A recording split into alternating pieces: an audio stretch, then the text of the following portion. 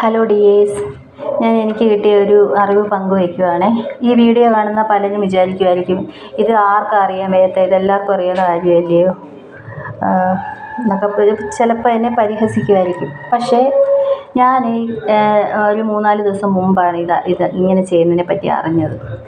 ഇത് പനിക്കൂർക്കയില എന്ന് പറയും. എല്ലായിടത്തും ഇത് തന്നെയാണ് പറയുന്നതെന്നാണ് എനിക്ക് തോന്നിയത്. ഞാൻ കുഞ്ഞുങ്ങൾക്ക് മുമ്പ് പനി വരുമ്പോൾ ഈ പനിക്കൂർക്കയില തിളപ്പിച്ച് അതിൻ്റെ വെള്ളം അരിച്ച് കൊടുക്കുമായിരുന്നു. അങ്ങനെയായിരുന്നു ഇത്രയും കാലം ചെയ്തുകൊണ്ടിരുന്നത്. പക്ഷേ എൻ്റെ ഒരു ആൻറ്റി പറഞ്ഞു തന്നു, പനിക്കൂർക്കയില ഇങ്ങനെ എടുത്തിട്ട് ഇത് ഞാൻ രാവിലെ പറിച്ച കേട്ടോ. ഇലകളൊന്നും രാത്രി പറിക്കരുത്, അതിന് ഗുണം ഉണ്ടാകത്തില്ലെന്നാണ് പറയുന്നത്. അതുകൊണ്ട് ഞാൻ രാവിലെ പറിച്ച് വെള്ളത്തിൽ ഇട്ട് വെച്ചിരുന്നതാണ്. അത് നാളെ രാവിലെ ഇത് ഫ്രഷായിട്ടിരിക്കും. ഇങ്ങനെ ഇതിൻ്റെ വേരിങ്ങനെ വെള്ളത്തിൽ ഇട്ട് വെച്ചിരുന്നാൽ മതി, നല്ല ഫ്രഷായിട്ടിരിക്കും. അപ്പോൾ ഈ പനിക്കൂർക്കയില, പിന്നെ തുളസിയില ഇത് നമ്മളൊരു ദോശപ്പാൻ എടുത്ത് ചൂടാക്കിയിട്ട് ഈ ഇലകൾ കഴുകി വൃത്തിയാക്കി വെള്ളമെല്ലാം പോയിട്ട് അതിൻ്റെ ദോശപ്പാനിലിങ്ങനെ ഓരോന്നായിട്ടിങ്ങനെ പറിച്ച് നിരത്തി വെക്കണം. അപ്പോൾ അതൊന്ന് വാടിക്കിട്ടും. അങ്ങനെ ചെയ്യുന്നതിൻ്റെ ഗുണം എന്താണെന്ന് ചോദിച്ചാൽ, വാടിക്കഴിയുമ്പോൾ നമുക്ക് കുറച്ചേറെ നീര് കിട്ടും. അങ്ങനെ വാട്ടിയെടുത്ത ഈ ഇലകളുടെ നീര് പിഴിഞ്ഞെടുക്കണം.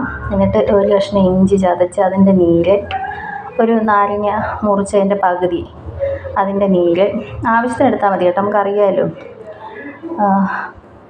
നല്ല നീരുള്ള നാരങ്ങയാണെങ്കിൽ പകുതി ഇടേണ്ടി വരത്തില്ല. അപ്പം നാരങ്ങ നീര്, പിന്നെ ചെറുതേന ഒരു ചെറിയ സ്പൂണ്, ഇത്രയാണ് നമുക്ക് വേണ്ടത്. ഇത്ര എടുത്ത് ഈ നീരെല്ലാം കൂടി ചേർത്ത് തേനും ചേർത്ത് മിക്സ് ചെയ്യണം. അങ്ങനെ ഞാൻ മിക്സ് ചെയ്ത് വെച്ചതാണ് ഇത് ആൻറ്റി എന്നോട് പറഞ്ഞത് കുറഞ്ഞത് ഒരു 3 രാത്രി കൊടുത്താൽ മതി, നിന്നോളൂ എന്നാണ് പറഞ്ഞത്. അങ്ങനെ ഞാൻ 3 രാത്രി കുഞ്ഞുങ്ങൾക്ക് കൊടുത്തു. അവരുടെ ചുമയൊക്കെ മാറി. ഭയങ്കര കണ്ടിന്യൂസ് ചുമച്ചുകൊണ്ടിരിക്കുകയായിരുന്നു. അങ്ങനെ 3 രാത്രി ഞാൻ കൊടുത്തു.